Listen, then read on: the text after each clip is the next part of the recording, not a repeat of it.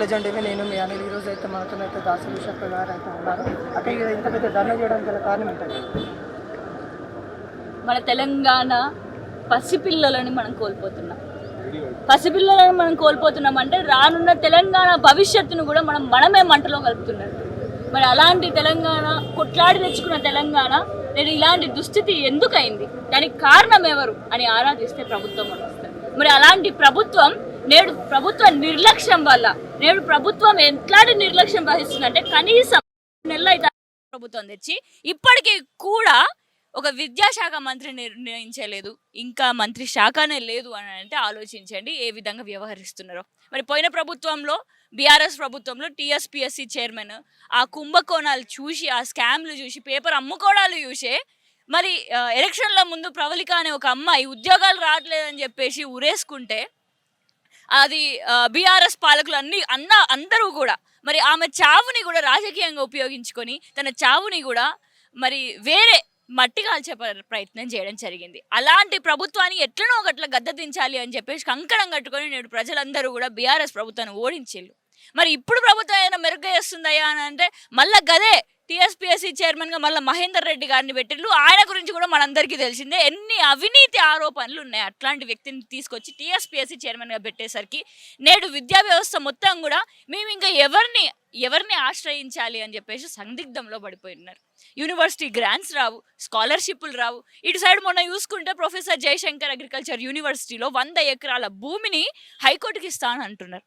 మరి ప్రభుత్వం ఎక్కడైనా పేదల పక్షాన ఉండాలి కానీ వాళ్ళకి దమ్ముంటే మన నెహ్రూ పార్క్లో ఇవ్వమనండి, లేకపోతే మన కేబీఆర్ పార్క్లో ఇవ్వమనండి. అంటే కేబీఆర్ పార్క్ అయితే ఉన్నోళ్ళు పోతారు కాబట్టి, సినిమా యాక్టర్లు పోతారు కాబట్టి ఆ భూమి మాత్రం ఇయ్యరు హైకోర్టుకి. కానీ మా వాళ్ళ భూమి, మా పేద బడుగు బలహీన వర్గాల భూమి 30 సంవత్సరాల నుంచి రీసెర్చ్ చేస్తున్న యూనివర్సిటీ భూములను మాత్రం ఇస్తారు. మరి ఇలాంటి నిర్లక్ష్యాన్ని విద్య పైన ఉన్నది కాబట్టి నేడు మనం చూడొచ్చు గురుకుల విద్యా వ్యవస్థ మొత్తం కూడా భ్రష్టు పడిపోయింది. అక్కడి నుంచి ఆత్మహత్యలు చేసుకుంటున్నారు. మరి హత్య ఆరోపణలు కూడా వచ్చే విధంగా గురుకులలో చదువుకునే పిల్లల పైన ఉందంటే ఏ విధంగా మొండి వైఖరి వహిస్తుంది ప్రభుత్వం మనం ఆలోచించాలి. మరి ప్రవీణ్ కుమార్ సార్ 10 సంవత్సరాలు ఉన్నప్పుడు ఇలాంటి మొండిగానే ప్రవర్తిస్తుంది ప్రభుత్వం అని చెప్పేసి కొన్ని వేల కోట్లు ఈ ఈనాడు, ఆంధ్రజ్యోతి ఫ్రంట్ పేపర్లలో హెడ్లైన్లో అడ్వర్టైజ్మెంట్లలో కావడానికి వాళ్ళు పైసలు ఇచ్చుకుంటారే కానీ కొన్ని వేల కోట్ల రూపాయలు మన పిల్లల బాగోగుల కోసం, వాళ్ళ సంక్షేమం కోసం పెట్టమంటే మాత్రం పెడతలేరు. మరి ఇట్లాంటి మొండి వైఖరిని అంతం చేయడానికే ఇంకా ఈ ప్రభుత్వం కూడా ఈ విధంగా వ్యవహరించుకుంటే ఏ ప్రభుత్వం అయినా కూడా మేము రోడ్డుకు తీసుకొని వస్తాం, గుంజుకొని వస్తాం, మీరు సమాధానం చెప్పాల్సిందే అని చెప్పి నేడు బహుజన్ సమాజ్ పార్టీ ఈ మహాధర్నాన్ని నిర్ణయించుకొని పూనుకోవడం జరిగింది. కాంగ్రెస్ గవర్నమెంట్ 2 నెలలు అయితే వచ్చింది. ఇప్పుడు ఈ 2 నెలల్లో దాదాపుగా 4 విద్యార్థులు అయితే చనిపోవడం అవుతుంది. దీని మీద ఒక్కసారి కూడా స్పందించకపోవడం ఏ విధంగా తీసుకుంటారు? వాళ్ళు ఎందుకు స్పందిస్తారు? వాళ్ళు రాజకీయం చేసేది వాళ్ళు లక్షల కోట్ల రూపాయలు కాంట్రాక్ట్లు తీసుకోవడానికి, వాళ్ళు పెద్ద పెద్ద బిజినెస్ మ్యాగ్నెట్లు కావడానికి, వాళ్ళు విమానాలు కొనుక్కోవడానికి. పోయిన ప్రభుత్వం ఎట్లనైతే 100 కోట్లు పెట్టి విమానం కొనుక్కోవడం గట్ల కొనుక్కోవడానికే. కానీ పోయిన ప్రభుత్వం ఈ ప్రభుత్వం తేడా ఏంది? పోయిన ప్రభుత్వం మెగా కంపెనీకి చూసుకున్నది, ఇప్పుడు ఈ ప్రభుత్వం జూపల్లికి చూసుకుంటుంది గంతే. కానీ పేదల పక్షాన నిలిచిన వాళ్ళు ఎవరున్నారు?